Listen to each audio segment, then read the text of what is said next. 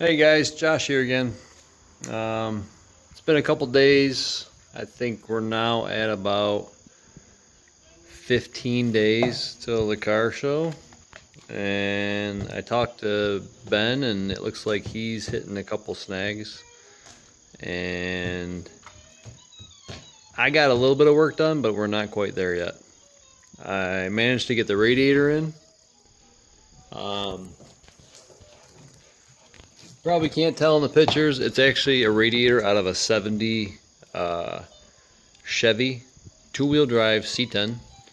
The block is a 69 and the car is a 72. So pre-70, I believe, Ford's small blocks had the water exit on the passenger side of the car.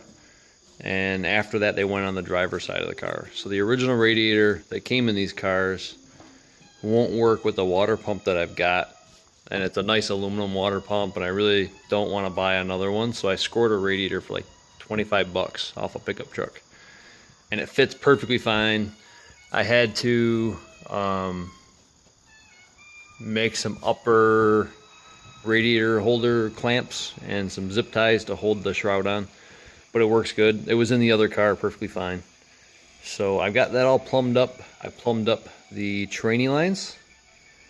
The headers are on, the plugs are in, the distributor is all set up. I've got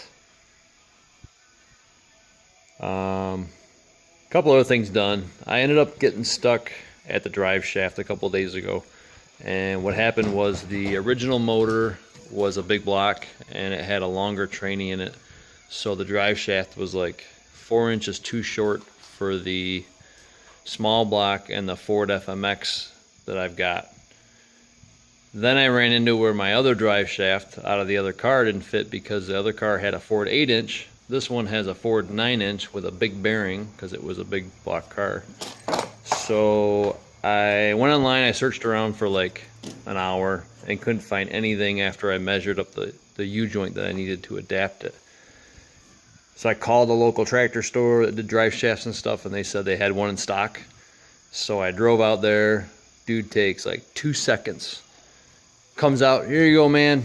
Sets this U-joint on the counter and says, all right, you're all set. I didn't even think to open it while I was there because he seemed pretty confident. He knew what he was doing. So I was like, sweet. I paid him my 25 bucks or whatever it was for this U-joint. 26.42 I paid for it. Threw it in the car. I was pretty psyched.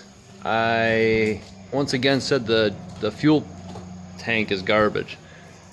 So I made some phone calls. I just scored a old hardwood. Like a, I don't know, I'm gonna guess a 12 to 14 gallon tank that I got for free. Can't beat it. I like the word free. It's great.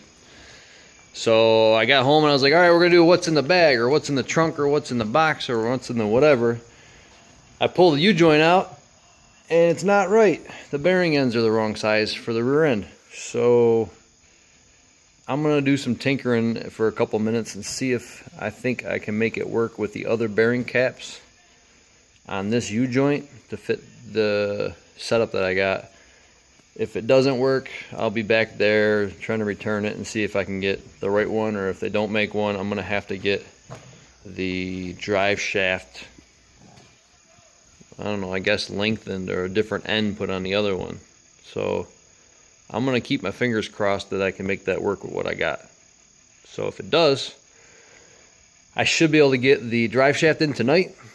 I'm gonna get the fuel cell where it's gotta go, figure out what I gotta do to plumb that in, and then I'm gonna pull the rear brakes off because the one side's sticking pretty good. I think the shoe, the pad's separated from the shoe liner basically, and it's bound up. If you turn the wheel one way, it stops after like 2 rotations. If you turn it back, it works perfectly fine.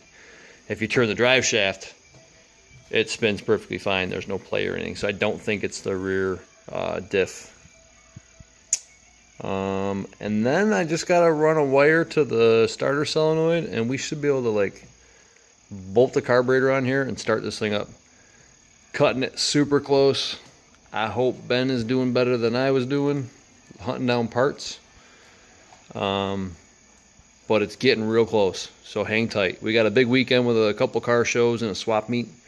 I'm gonna hunt around for some bucket seats so I don't have to gut the other car too bad, and random stuff I might be able to find. We'll see. If I don't find anything and I leave there early, I'll be working on this and hopefully have another video up in a couple days with actual running cars, like, hopefully. So until then, I will see you all. Keep wrenching. Thanks for watching.